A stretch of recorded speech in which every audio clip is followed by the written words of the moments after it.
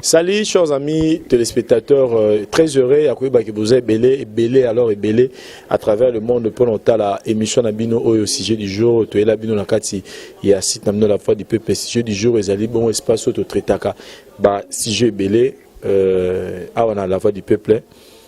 Chers amis téléspectateurs, je te que pour le moment tous passer un peu moins de temps pour la crise na mort na biso na aspect belé et je pense que lelo Mututu Aza toujours dans le sambo, toujours dans la prière au monde ndeni mboka na biso Congo, il faut tout émerger tout kende liboso et toza resembela belé et biso no stoyebi na weko etali côté politique makambo nini eza koleka et Mututu Aza na posa ba réponse. Je pense que moment nga na lobango mingi na tango kala ezalaki soki problème eza na mboka bande ko no consulter basali ya Nzambe pour na bazo ba réponse yango biso na la voix du peuple to continuera toujours na même logique wana que soki to moni likambo to tamola bien na mboka te to ngendo luka ba politicien te to ngendo luka ba tuté na balabala pour na kofinga mboka mais to luka basali ya Nzambe to luka to tuna bango Nzambe azoloba nini pour na Congo. Et nazana mama moko awa na plateau na ngai ou azali bongo invité na biso lelo ye na message o Nzambe apesi pour na wetali Congo message wana azui yango Nzambe alakisie nini esenge nini ezoya pona mboka na biso pe nini esenge na biso ko sala pour que Congo na biso ekende liboso yango sans plus tarder nazo sala à peine invité na biso mokola lelo maman bonjour. Bonjour. Voilà combo d'abord na bande ko ba tota la biso. Comment na mama Christine Wanjo akenda asengo. Mama Christine to yambio na émission na biso oyo to ngato yeba mama Christine oyo ekopesa sango ya message o Nzamba tindie pona Congo azali nani azali prophétesse azali sœur en Christ azali pasteur azali nani na wetali na kati ya tonga ya Nzambe. Ngai mama Christine Wanjo nazalaki mundimi liboso ya église catholique. Na ekolongwa tango nakotaki na ISP na 87 na komi kosambela na aumônerie universitaire ya IEC. Tango na longwe na ISP na 90 na Bali à partir ya 93 na komai ko se poser ba question sur situation ya mboka na biso. Na komai komi tout na pourquoi mboko de souffrance eza boye mboka balobi les plus riches puisque na saki histoire et sciences sociales na ISP na comprenez quand même situation ya mboka na biso sur les richesses sur les biens que Nzamba tia na kati ya mboka na biso. Alors na komai ko sambela pona mboka na 1993 na zwaki décision ya ko koma intercesseuse ya mboka Congo.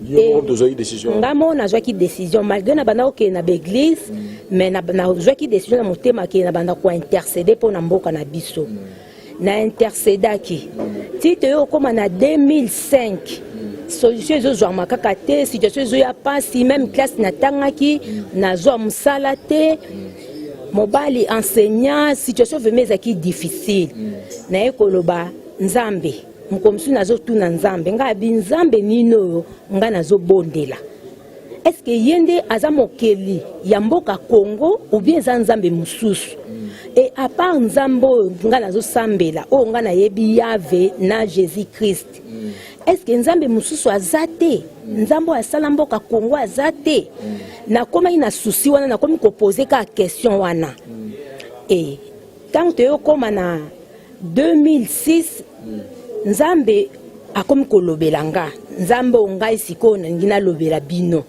Nzambe anakomi kolobelanga alobi ngai nazali le Dieu créateur comme poser question ce qui nazalaka yango na se révéler na bomo inayo abime asola oneni na ndoto na vision toneni na kati ya motema ozoyoka et puis tanga zoloba nanga motema ezobeta pum pum et nazoyoka mungongo ezolobelanga et alobi nanga tanga na Job 35 Job 35 verset 9 à 10 na chapitre na tango bokotanga Job 35 verset 9 à 10 alobi ba pasi ezali koya ba viola ba oppresseur bazali kotonda mais mutu moko te atunaka où est Dieu mon créateur lokola yo tune question wana yango wana sikoyo nalingi na enseigner yo mais na ko enseigner yo awa te na ko mema o libanda ya mboka na okendo kotangisa yo nga nayebaki te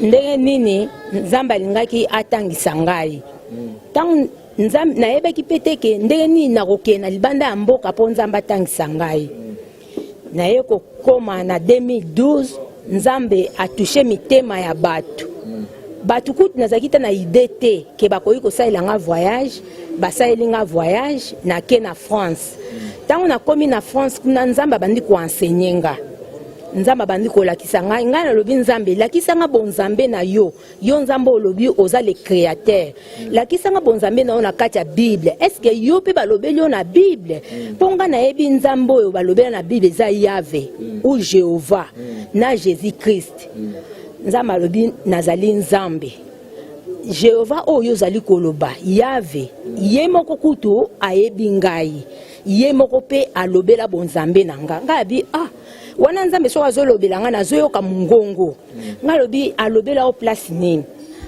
nzambe yango abiso alobi nzambe ngai jehova yave alobela pe nga donc dora baza mibale oui eza jehova te jehova ye wana yave mais eza oyo azolobela o te oyo azolobela nga te alobi tanga verset 40 ya Job Job 40 verset 4 wana na kosepela totanga yango mpo ezala mwa éclaircissement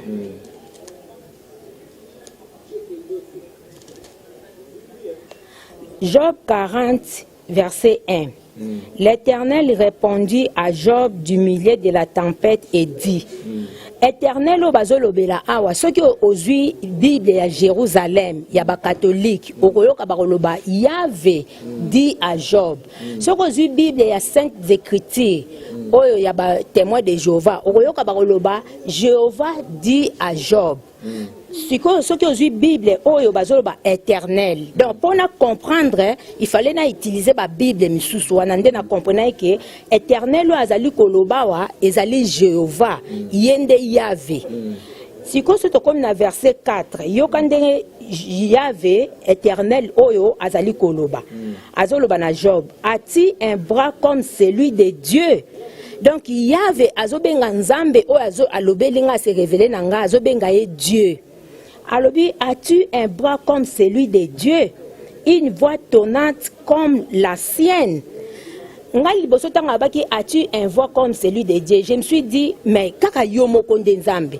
Mais tangu na yo ko tanga malamu alobi une voix tonnante comme la sienne. Donc comme la mienne mais comme la sienne. Donc azoloba voix tonnante comme ya nzambe wana. Alobi as-tu une voix tonnante comme la sienne? À continuer, si on continue à comprendre. Donc, tu as mis sous le verset 14, il y a un comme Tazoloba. Alors, il est le premier des œuvres de Dieu. Ce que tu as 40, on peut comprendre. Mais place où il y a Vazoloba, na Job, alors, il y a Vazoloba, alors, il est le premier des œuvres de Dieu. Celui qui l'a fait l'a pourvu des grèves. Yahvé mtazoko expliquer na Job. Pour Yahvé alobaki na verset 1 wana lobi du milieu de la tempête et dit saint terrain comme un vaillant homme. Je t'interrogerai et tu m'instruiras. Yahvé mtazoko ba place wana. Nzamba alobi nanga lisusu alobi soko tangi lisusu Esaïe 40 verset 27 à 28. Kuna pe bazoloba pourquoi dit-il Jacob? Pourquoi dit-il Israël? Ma destinée est cachée devant l'Éternel. Mon doigt passe inaperçu devant Dieu. Devant Dieu. En attendant tout le temps, on a eu déjà moi confusion. À ma connaissance, que nous avons un seul créateur. Créateur de la mer, de la terre, de tout ce qui s'y trouve. Quand on dit tout ce qui s'y trouve, c'est-à-dire nous les créés, nous les humains, tout ce qui s'y trouve. Il s'appelle Elohim, El Shaddai, Yahvé, Jéhovah, Jireh, Jéhovah, Sham, tous les noms là. Et ça, donc, ça dit, peu importe comment tu peux que toujours reconnaître qu'il y a un créateur. Et puis, Nassima est créateur, tu as dit que tu as panoplie, tous en ange, tous en Jésus-Christ, tous en Satan, tous en ange, tout ça. Maintenant, c'est ce qu'autant il y avait, il y a encore un Yahweh de l'autre côté, et puis encore un créateur de l'autre côté. Tous comprendre. Pour nous, il y a combien de dieux? Il y a plusieurs dieux. Les créateurs, il y a les dieux d'éternité, l'éternel. Il y avait les dieux d'Abraham, d'Isaac et de Jacob. Il y a en fait, Dieu, le créateur, Jésus-Christ, et puis tout le monde est le fils de Dieu. Parce que lui n'est pas Dieu. Il est le fils de Dieu. Allez, on a Angelo, archange Michael, archange Gabriel, ou ange. Par exemple, archange. La légion est ange. Tu as vu même dans l'histoire que même Satan, azaki archange, azaki na ange na ba ange na ba kitana ni to benga ba démon. Tu as vu les arabongo. Mais ce qu'autant il y a que à part le Créateur, Jésus-Christ et les anges et les archanges, il y a encore une autre créature, Otobeni Yahvé. Jésus-Christ, comme Messie, Ezali les tout-puissants. Donc, ce n'est même pas le Créateur, les tout-puissants. Les tout-puissants, ce n'est pas le Créateur? Non. Wow. Puisque les créateurs que je t'ai dit, les dieux d'éternité, l'éternel. Place au Sototangi Nezaï 40, 27, Oroyoka, l'esprit de Dieu Ndengezoluba. Sur les dieux éternels, il y avait, et sur les dieux d'éternité, c'est lui qui vit éternellement. Et les Yahvé ne vit pas éternellement? Yahvé est éternel puisqu'il a été créé pendant la période d'éternité. Donc il est éternel. Mais quelle différence y a-t-il entre Yahvé et les dieux d'éternité, comme vous êtes en train de dire? Il y a les dieux d'éternité, c'est lui qui est le Dieu créateur. C'est lui qui appelle du néant à l'existence. C'est lui le créateur. Il y avait, lui, son rôle dans la création, c'était de former, de donner la forme. Créer et fonder, ou bien former, ce n'est pas une seule chose, c'est des. Quand tu lis la définition dans le dictionnaire, tu vas comprendre que le créant à l'existence. Et le fondateur, c'est lui qui a formé, qui a donné la forme visible. Il utilise déjà la matière qui existait. Visible. Alors, les dieux d'éternité, personne ne les connaît. Lui-même, il m'a dit, comme tu m'as cherché, je vais te oindre et tu vas parler de moi dans le monde. Puisqu'on ne me connaît pas. Les dieux Yahvé que nous adorons, lui-même, dans la question de la Bible, prêcher Dieu. Azolobake, as-tu un bras comme celui de Dieu, une voix tonnante comme la sienne? À continuer, Esaïe 40, au moins, on a expliqué si créature, les premières œuvres de Dieu créateur. Azolobabi, c'est lui qui l'a créé. Si c'était lui, il allait dire c'est moi, j'ai créé. Mais il a dit c'est lui qui l'a créé là pourvu de grèves.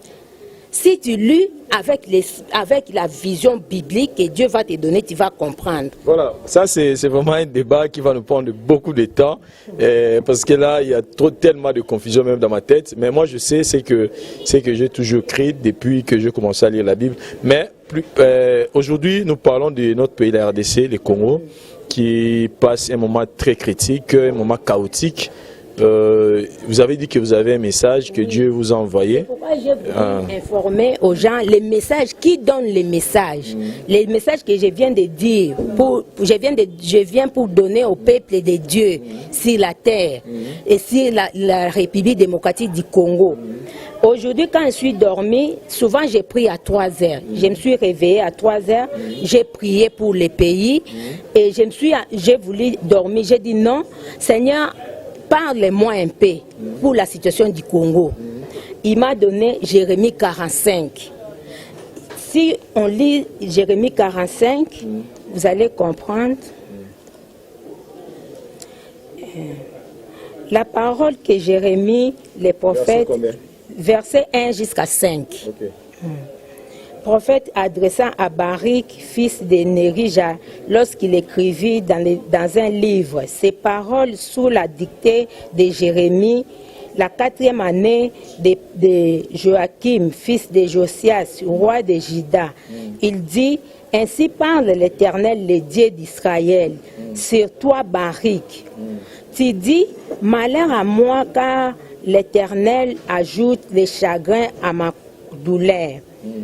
Je m'épuise en soupirant et je ne trouve point de repos. Dis-lui ainsi parle l'Éternel. Voici ce que j'ai bâti, je le détruirai. Ce que j'ai planté, je l'arracherai. Savoir tous les pays.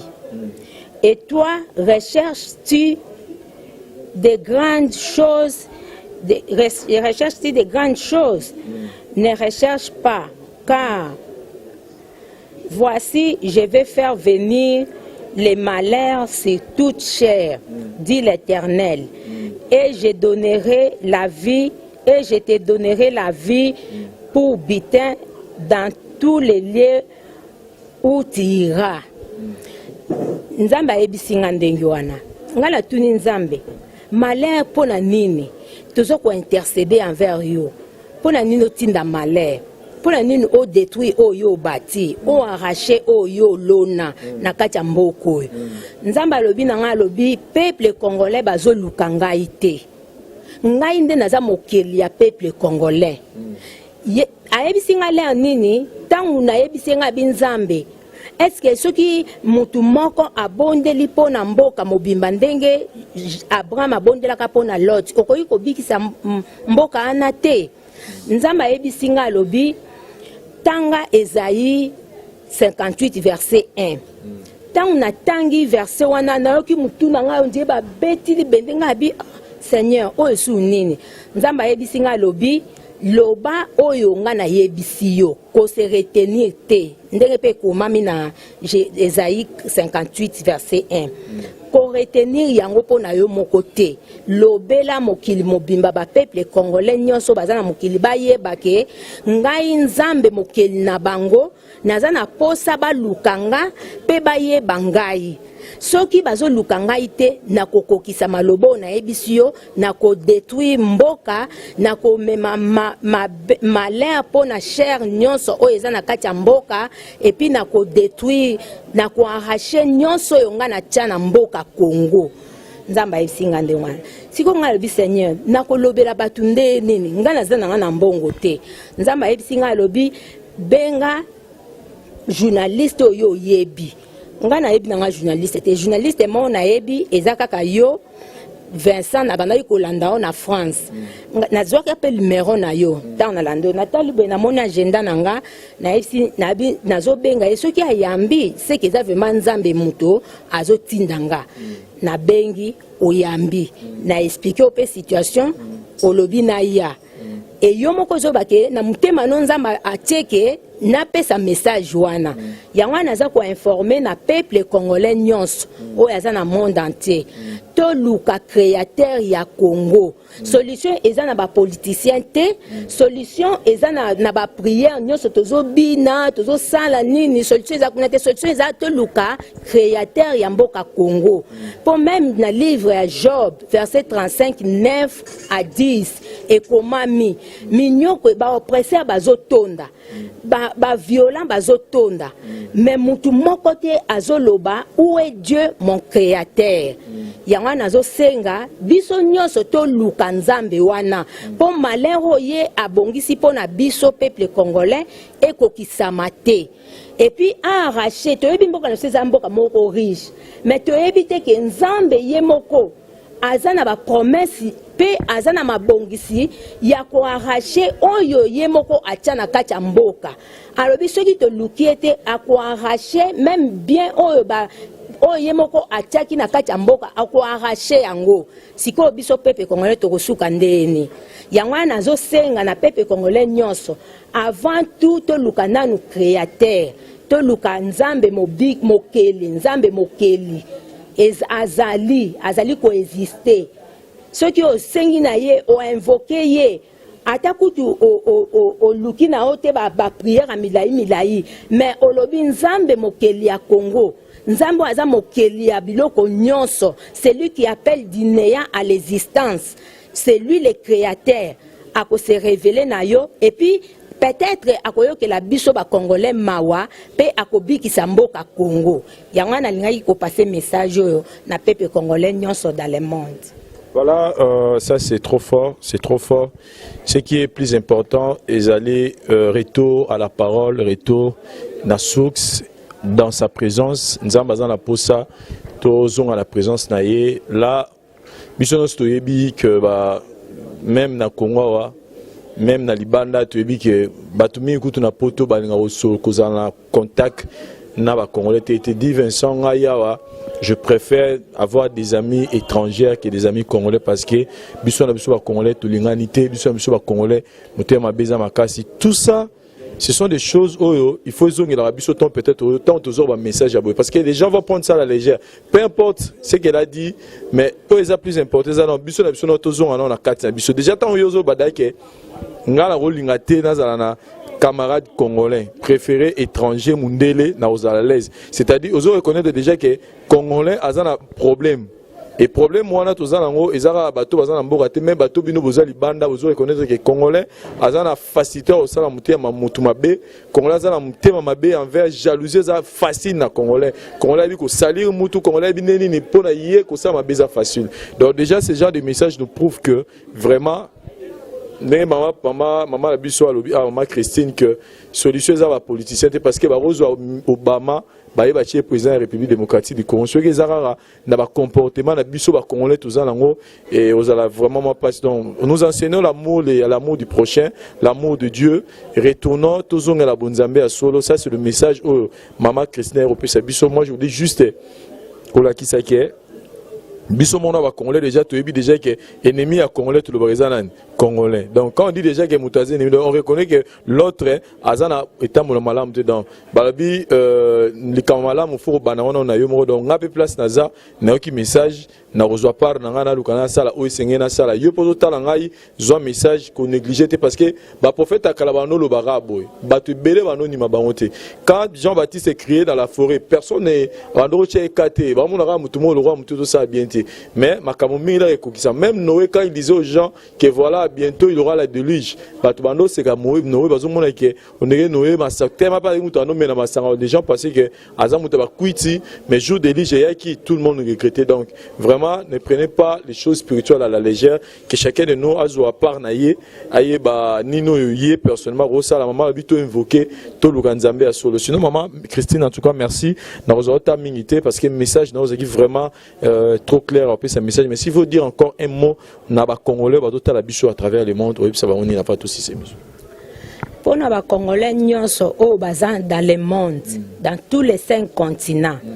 Solution au biso poto zwa Congo na biso na maboko peto vivre bon mengo oyo nzambe atia na kati ya mboka oyo il faut toyeba mokeli ya Congo toyeba nzambe mokeli le créateur soki toyebi ye tobeleli ye toko vivre bonheur eza nango na ba marche te eza nango na ba politique te ndeto po mboka Congo. D'abord quand j'étais na ba église des réveils nzambe azaki koloba na kati ya minoko bato alobi mboko yo ba richesse o batia na kati ya mboko yo eza te pour rien, c'est pour prêcher la bonne nouvelle dans le monde nde nzambe atia ba richesse wana eza pour rien te. Mais biso ba congolais tozoye ba nyonso wana te tozoye ba les pays les plus riches et devenir les pays les plus pauvres. Mais on se pose pas la question pourquoi cela. Les oppresseurs ils font qu'augmenter, la violence ça fait qu'augmenter. Mais ni ne dit où est Dieu mon créateur. Posons-nous cette question et nous aurons la réponse car c'est lui qui m'a envoyé pour vous dire il est fidèle, il est juste, c'est un Dieu riche à bonté et en fidélité, mais il est aussi lent à la colère. Donc sa colère, ça peut nous arriver. Et bokolobaki na lobaki taj nga lobaka na kopesa na ngai te Seigneur na lingi o établir nga mais lokola ye moko insister et puis na ndenge na santaki sini wana na kati na nga e bangisaki nga moko nde na lobaki na koloba sikoyo ngai Christine wanjo na sina lobi na sukoli maboko na nga na yebi ke peuple congolais dans le monde bokoyoka message oyo na sina lobi sikoyo etikali biso nyonso to luka nzambe wana poto zwa solution soki to luki ete soki tokangeli mutema oyo ekoya bino moko tanga na kati ya Bible Ésaïe 13 elobeli yango les jours de l'Éternel, les jours qui viendra comme les ravages du Tout-Puissant. Donc bino moko boko comprendre na suki wana numéro na nga ya téléphone ya kisasa yango 090 34 41 54 5 090 34 41 54 5. Jésus-Christ est biso. Recherchez premièrement le royaume et la justice de Dieu, et toutes ces choses vous seront données par-dessus.